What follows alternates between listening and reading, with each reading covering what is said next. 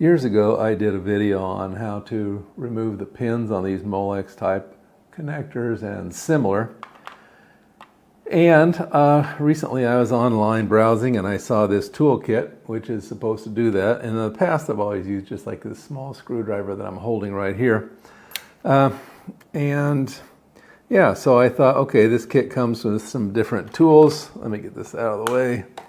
And I thought, okay, so that'll make it easier. There's this tweezer-style, and we'll zoom in on these in a second. And then there's a straight, just like a straight pin on there. There's this thing, which I'm not quite sure about. And then there's this tubular thing, which you can find online pretty readily. So it's kit of 4, and then I start experimenting with it. You can see the wires that I've been playing with, the male, the female, and all that. But let's get in and close and let me show you what I've got here in this kit, and then we can talk about it a little bit better. Okay, the first one is this. It's like a tweezer. You can see it has 2 prongs there. And it sort of works, but it's soft steel and it's really easy to bend. In fact, I just kind of dropped it, not from very high, and the prongs bent together.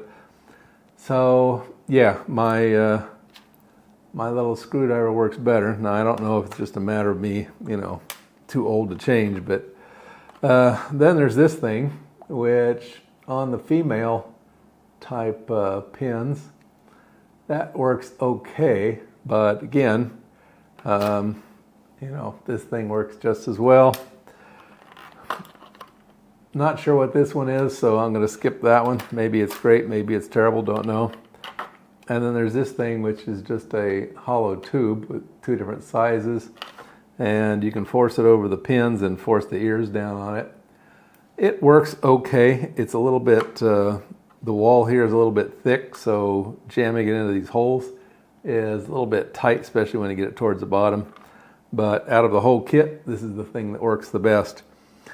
So the question is, would I buy this again? And the answer is no. I think I wasted my, whatever it was, $15–20. Can't recommend it.